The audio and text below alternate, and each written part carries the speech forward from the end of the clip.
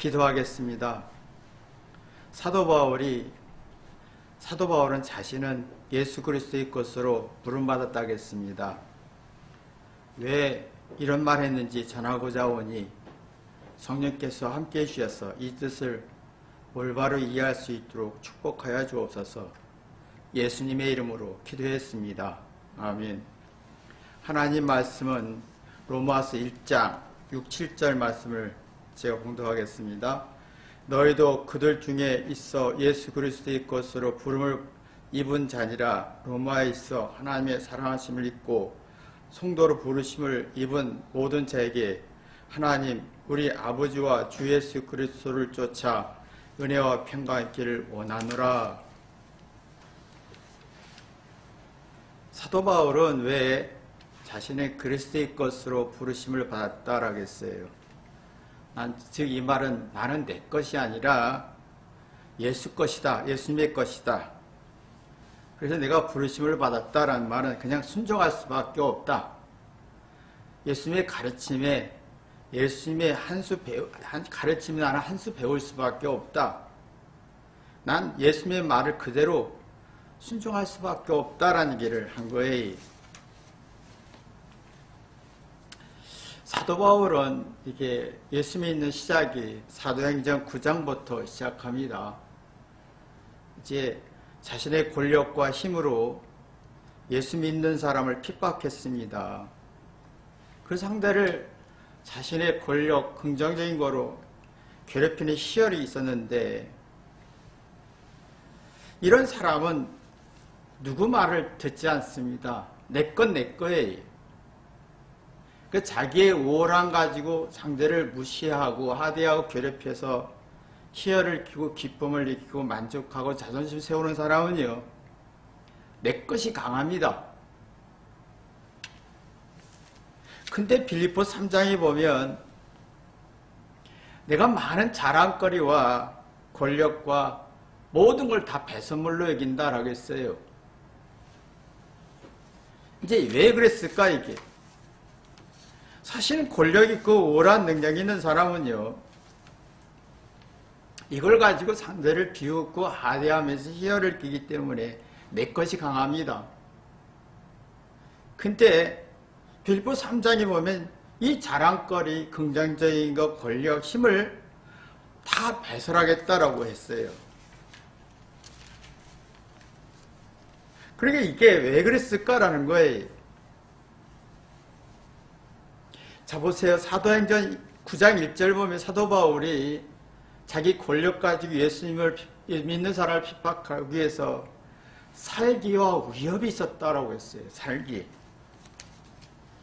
사람이 자신의 우월하고 똑똑한 걸 가지고 상대를 무시하고 할 때, 하대할 때는 살기가 나와요.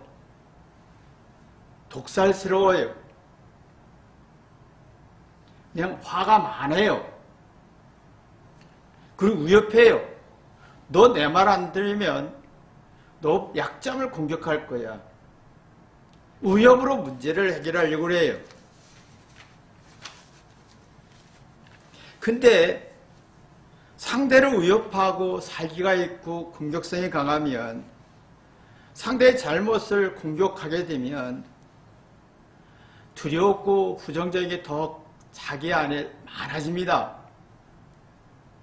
그 대신에 자기 잘못을 받아들일 힘이 없어요. 그러면 이해하고 생각하고 할 능력이 없다 보니까 사례 분별과 정신적으로 나약해지는 현실이 생기는 겁니다. 그럼 난 잘못이 없고 잘했다고 주장할 수밖에 없어요. 그럼 내 것이 강한 거예요. 난 잘못이 없고 너는 잘못했잖아. 시시비 따지는 거죠. 근데 지각, 생각하는 게 떨어져 약해지니까 심리적 위축과 정신적으로 불안하니까 작은 것도 뭔가 상처가 되고 한이 되지 치료가 안 되는 거예요. 마음의 치료가 안 돼요. 그래서 자기의 어떤 이해와 깨달은 게 약해지니까 아쉬움이 많은 거예요. 아쉬움이 많아요. 아쉽다라면 궁색해진다. 옹색해진다. 자기 생각대로 안 되면 화낸다라는 거예요. 참 자기 입장이 커지는 거예요. 점점 상대 입장이 커지는 게 아니라 내가 커 보이는 거예요. 내가 긍정적인 평가를 받아야 되고, 근데 자꾸 내가 자랑해야 되고, 사람들이 자기 자랑하고 싶고 긍정적인 평가를 받고 싶을 때 아쉬움이 자꾸 만들어지는 거예요. 궁색해지죠. 이기적으로만 발전하지 누구를 이해할 마음이 없으니까 내 것이 강해지는 거예요.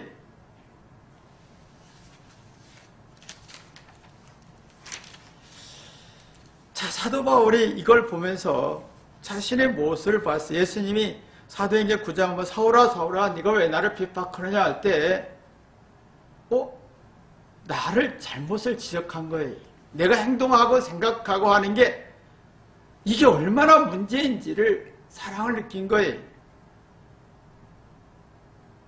자, 보세요. 우리가 진짜 사랑은 내가 행동한 거, 내가 생각한 거, 내가 판단하는 게 얼마나 악한지를 깨달을 때 사랑을 나와요. 근데 이 눈이 떠진 거예요. 그래서 광야 3년 동안 회개하면서 기도한 거예요. 내가 행동한 게 얼마나 상대에게 괴롭힘을 줬는지, 내가 말한 게, 내가 생각하고 주장한 게 상대에게 얼마나 아픔을 줬는지, 사랑을 느끼는 사람은 상대를 이해할 수가 있어요.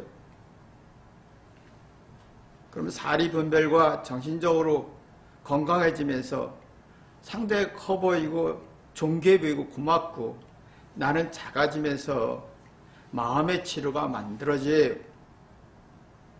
상처와 응어리와 불안이 벗어나 긍정적인 성질을 만들어지면서 옳고 그름을 인정하면서 아쉬움이 없어져요. 궁색함이 없어지는 거예요. 근데 우리는 이게 참 아쉬움이 많잖아요. 넉넉하지 않아요, 마음이. 옹색하고 군색해요. 근데 여기서 벗어나 보니, 내가 궁색하고 모자라서 벗어나 보니 넉넉해지는 거예요. 그럼 내가 없어지고 상대가 있는 거예요. 그럼 내가 없어지면 내가 상대로부터 한 수 배우고 싶은 거예요.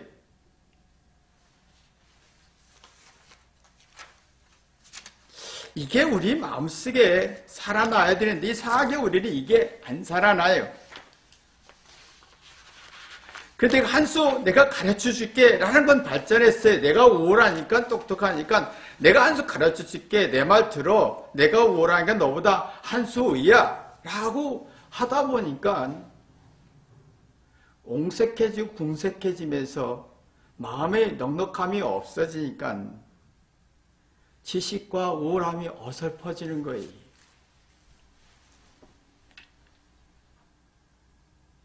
고수를 파악할 힘이 없고 상대의 기술과 능력과 노력을 파악할 수 없어요. 아는 만큼 비판하고 부정하고 무시하게 되지요. 근데 아쉬움이 많아지는 거예요. 궁색해지는 거예요.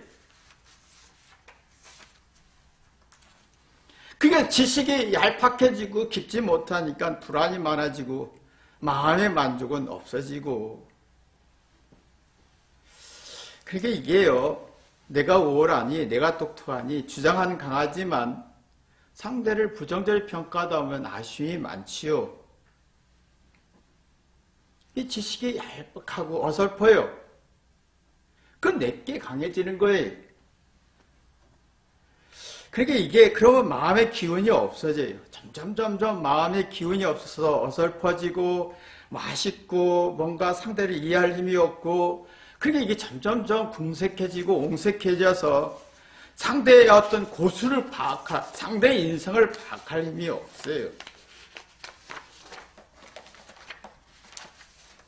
그러니까 이게 진짜 내가 내 인생의 고수, 내가 회개하면서 깨닫는 사람은요, 상대 기술을 알아요. 여러분 보세요. 손흥민이라는 사람을 보면 어마어마한 능력이 있어요. 고수예요. 그러면 내가 지식을 조금만이라도 축구란 지식을 알면 그 사람이 얼마나 위대한지 알아요. 그 사람이 얼마나 고수인지 알아요. 그 사람이 얼마나 많은 노력했고 얼마나 많은 고생했고 얼마나 많은 기술을 터득했고 아무리 같은 노력을 해서 저런 기술을 다 만들어낸다는 것은 어마어마한 거 알아요. 그럼 나는 없어지는 거예요. 나는 궁색함이 없어지고 그러니까 이게 참 다르죠. 사도 바울은 자기 죄를 회개하면서 예수님을 박해했어요. 예수님은 어마어마한 존재인 거예요. 하나님의 존재인 거예요. 예수님의 희생과 고생과 십자가가 어마어마한 능력인 거예요. 나는 없는 거예요. 소돔이라는 사람이 조금이라도 축구를 아는 사람은 어마어마한 존재라는 걸 알아요. 근데 나같이 무식한 사람은 별 볼 일 없는 한 인간으로 볼 뿐이죠. 그럼 내가 갑이 되고 소돔에도 별 볼 일 없는 사람 을이 되는 거예요. 근데 예수님 사도 바울이 이걸 눈뜬 거예요. 그래서 사도 바울이 뭐라고 했냐면 이제 뭐라고 했습니까? 그리스도의 것으로 부름을 입었다고 하는 것은 자기의 죄를 회개하고 보니 예수님이 어마어마한 존재를 알게 된 거예요. 내 것이 없어요. 자기 자랑거리가 없어요. 배설할 수밖에 없었던 거예요. 근데 내 것이 있는 사람과 없는 차이가 있어요. 내 것이 있는 사람은 상대의 고수를 몰라요. 내 것이 없는 사람은 상대의 고수를 알아요. 그러면 내 것이 없는 사람은 잘했든 못했든 시행착오든 우월하든 열등하든 문제가 되지를 않아요. 거기서 배우면 되는 거예요. 현명해지고 지혜로워지는 거죠. 상대의 노력과 신정과 고통과 상대의 어마어마한 능력을 파악하면요. 상대를 1% 이해할 수가 있어요. 그러면 자기 마음과 생각에 숨을 쉴 수가 있어요. 자신의 인생을 깊이 볼 수가 있어요. 상대의 기술과 능력과 상대의 어떤 삶을 한 수 배우고 싶어지는 거예요. 그러면 나는 없는 거예요. 하나님의 것이 되는 거예요.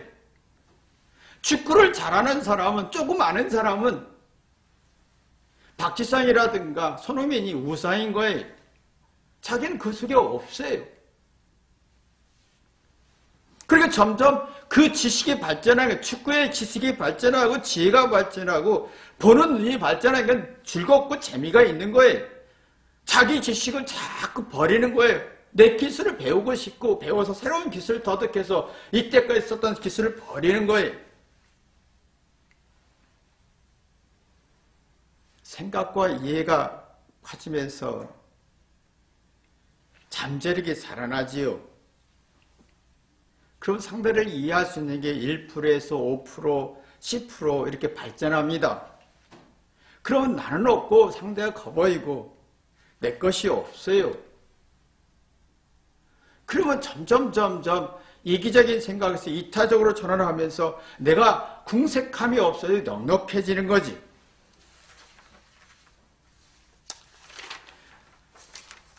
그러면요, 자기 긍정적인 걸 주장하지 않습니다.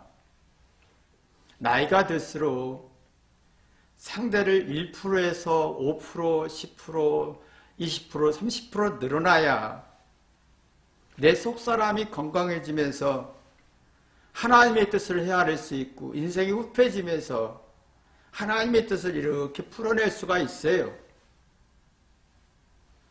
근데 이상하게 우리는 축구를 좀도 모르면서 축구를 평가하지요. 내가 축구를 평가하면서 그 유명한 사람들을 무시합니다. 왜 저렇게 천냐라고 하지요? 자손 세웁니다. 내 말이 맞아. 그리고 평가하고 욕합니다. 그런 1%를 상대를 파악할 고수를 이해할 힘이 없으니까 옹색해지는 거예요. 이게 나를 괴롭히는 거예요. 내 생각과 생각을 이게 좁게 하는 거예요. 상대를 이해할 힘이 없어요. 나를 괴롭히는 거예요. 상대를 이해를 해야 내가 행복하고 나를 편안하게 할 텐데 상대를 무시해서 나를 괴롭히는 거예요. 삶의 의미도 없고.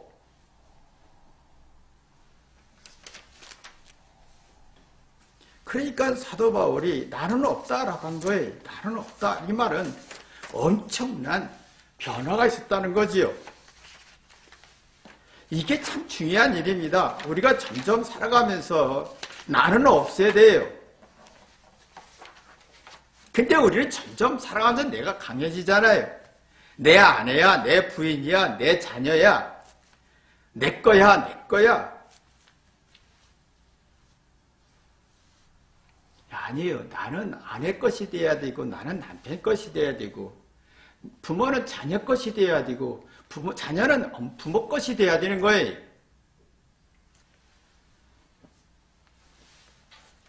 근데 점점 내 것이 많아요. 내 것이 많다는 게 문제점이죠. 자, 사랑하면서 결혼을 합니다. 사랑해서 결혼을 합니다.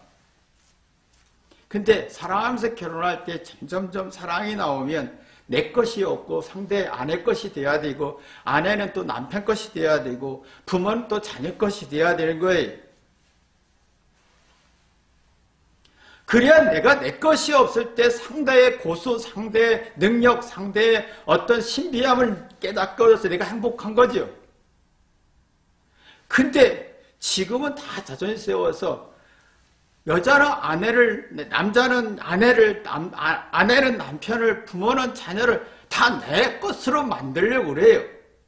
내 생각대로, 내 기분대로 하다 보니까 내 욕구를 채워주는 도구로 생각하니까 나를 괴롭히는 거예요.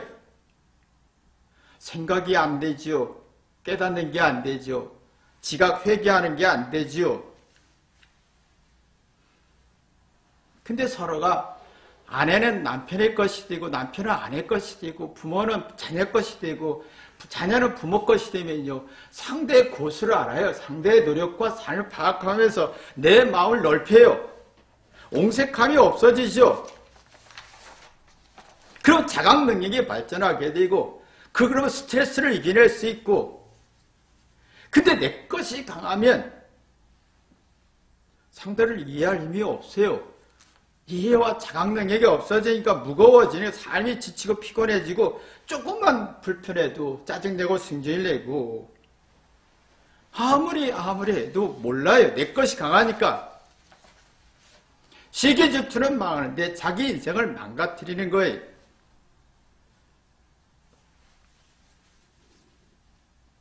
그러니까 사람들이 내 것이 강한 사람은 부정적인 성질이 강해지면서 상대의 잘못과 약점을 냉정히 부정하지만 자신의 잘못에 대해서는 관대해지죠. 근데 달라요. 내 것이 없으면요. 상대의 잘못과 약점에 대해서 작게 느껴지고 상대의 놀라운 고수를 발견하게 돼요. 좋은 점을 발견하다면 상대를 관대하게 할 수 있어요. 자기에 대해서 아주 냉정할 수 있어요. 내 문제를 냉정하게 분석하고 파악할 수가 있어요. 근데 이게 없으면 이중성이 되는 거예요. 나는 좋고 너는 나빠 이렇게 되면요. 불안하잖아요. 이중성, 이기적인 걸 되지요. 그러면 현실성이 없는 냉철할 능력이 없어지는 거예요. 서로 이해 충돌이 생기고 경우의 수를 얻을 수가 없어요. 상대한테 배우는 게 없고 상대로부터 이해하는 능력이 없으니까 점점 갈등과 오해 속에서 내 것이 더 강해지는 거야. 누구도 믿을 수가 없어하는 거예요. 상대를 이해해야 되는데 상대를 1%, 5%, 10% 시간 갈수록 나이가 들수록 상대의 고수와 삶을 이해를 해야 우리가 축구를 조금 알면 박지성이라는 존재와 손흥민이라는 존재가 얼마나 위대한가를 알 수 있듯이 그럼 이해하면 할수록 영웅이 만들잖아요. 존중하고 사랑하는 대상이 만들어지죠. 근데 이게 없어지는 거예요. 내 것이 강해요. 이게 내 것이 없으면요, 점점 마음이 움직여요. 상대의 사도 바울이 예수님의 존재와 예수님의 가르침과 예수님의 사랑과 고통을 속에서 영혼이 일깨우니까 나는 없는 거예요. 그러니까 점점 자기 소질과 재능을 찾게 되고 뭔가 움직여요. 마음이 움직여요. 아쉬움이 없어요. 궁색함도 없고. 나는 없고 하나님이 있고, 나는 없고 아내가 있고 남편이 있고 부모가 있고, 그러면요, 나는 없고 상대가 있으면 내가 어떻게 살아야지? 어떻게 도와야지? 어떻게 희생해야지?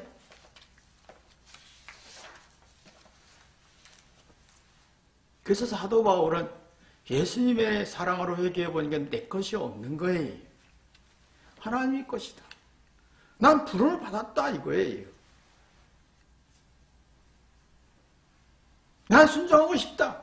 난 박지성의 말을 따르고 싶다. 손흥민의 기술을 따르고 싶다. 그럼 고마운 대상이 되는 거예요. 고맙잖아요. 뭔가 결과를 얻어지니까 아쉬움이 없어요. 섭섭함도 없고 억울함도 없어요. 미안한 것뿐이에요. 존중하는 것뿐이에요. 상대를 존중하는 힘이 생기는 거예요. 상대의 능력과 삶을 1%, 5%, 10% 얘기할수록 나의 마음속에는 존중, 영웅이 만들어지는 거예요. 내가 누구를 존귀히 여길 때 내가 행복한 거잖아요. 근데 이상하게 우리는 이게 안 되지요. 내 거에 내 것이 많아요. 그러니까 이게 내 것이 많으니까, 이게 내 것이 많으면 자기가 자기 재능을 못 써요. 상대의 수습을, 상대의 재능을 배울 수가 없고, 한수 배울 수가 없고, 상대가 커 보이고 영웅이 되지 않아요. 존귀함이 무너져요. 그러나 내 것이 없을 때 상대를 순종하고 싶죠. 그러면 자기 잘못을 고치고 싶어요. 이 유능해집니다. 내가 유능해지는 거예요. 유능해질수록 나 순종하고 싶고 뭔가 이렇게 발전하고, 근데 내 것이 강하면 상대가 손흥민을 욕하는 거 똑같아요. 박지성을 무시하는 거 똑같아요. 그럼 무능해지죠. 내가 무능해지는 거예요. 그건 내 것이 되는 거예요. 이게 자기 기만이죠. 자기를 속이는 거예요.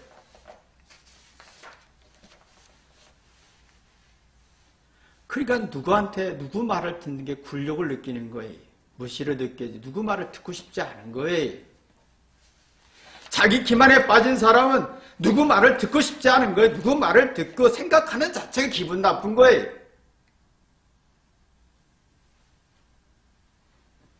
근데 사도 바울은 여기서 하나님의 것이다. 하나님의 소리를 듣고 싶다. 굉장히 한 수 배우고 싶다. 하나님이 영적인 고수고 우리를 구원자라는 것을 배우다 보니까 이게 뭔가 내 것이 아니라 하나님의 것으로 여길 때는, 예수님의 것으로 여길 때는 능동적이 나와요. 내 공부도 내가 해야 되고 인생도 내가 풀어가야 되고 내 문제를 내가 풀어가야 한다는 생각이 들어요. 그걸 비판하지 않습니다. 무시하지 않습니다. 하대하지 않습니다. 궁색해지지 않습니다. 이런 사람은 공부를 할 때 틀려도 내 문제를 찾죠. 그러면 내가 유능해지고 잠재를 일깨워주잖아요. 그래서 상대의 소리를 듣고 싶은 거예요. 과외 선생님 소리를 듣고 싶은 거예요. 부모의 소리를 듣고 싶은 거예요. 어떻게 한수를 배우고 싶은 거예요. 배우면 배울수록 나는 없는 거예요. 사도 바울은 예수님이 자기 죄를 해결해 주신 분에 대해서 너무 감사한 거예요. 너무 감사한 거예요. 내 것이 없어요. 난 그래서 부르심을 받았다. 난 순종하고 싶다. 나는 손흥민의 말을 듣고 싶다. 박지성의 말을 듣고 싶다. 들어보니 유능해지고 기술이 발전이 되고 나 거기서 사랑을 부르심을 받 로마에서 하나님의 사랑하심을 부름을 사랑하심을 받고 받았다. 성도, 나는 거룩한 백성이다. 그러다 보면 은혜를 느끼지더라. 평강이 있더라. 옹색해지지 않더라. 받은 게 많더라. 배운 게 많더라. 한 수 많이 배웠다. 그러니까 내 마음이 옹색해지지 않고 당당해졌다라는 거예요. 우리 참 옹색해지잖아요. 아쉬움도 많고 군색해지면서 내 마음이 군색해져 옹색해지면 이 부정적인 성질이 누구를 하대하고 싶은 거예요. 자기 우울한 5%, 1% 가지고 99%를 상대를 부정해서 욕하고 싶은 거예요. 그럼 점점점 자존심을 세우지만 자기는 옹색해지고 군색해지는 걸 몰라요. 그 은혜도 모르고 평강도 몰라요. 누구한테 부름을 받고 지시받는 게 기분 나쁜 거예요.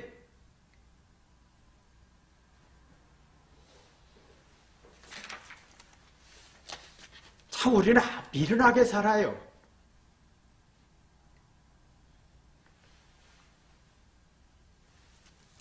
우리는 내 것이 없어야 돼요. 그래서 예수님이 핵심이 뭐냐면 세월이 갈수록 육체를 후퇴하게 했지요. 넌 내 게 아니야.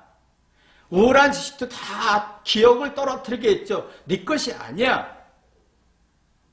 내가 먹는 맛있게 먹는 기능도 떨어뜨렸죠. 행복한 조건이 육적인 게 아니야. 자꾸 하나님이 암시를 주고 있어요. 네 것이 하나도 없어. 자녀도 점점 장가가면 아내를 쫓아가고 남편을 쫓아가고 자기 자식을 쫓아가잖아요. 부모 것이요. 아니. 점점 내 것이 아무것도 없어요. 그래야 천국이 보이죠. 여러분이 이러한 축복이 있기를 주님의 이름으로 기도합니다. 기도하겠습니다. 하나님 아버지, 세월이 갈수록 내 것이 없고 하나님의 것이 되고자 하는 마음 있게 도와주옵소서.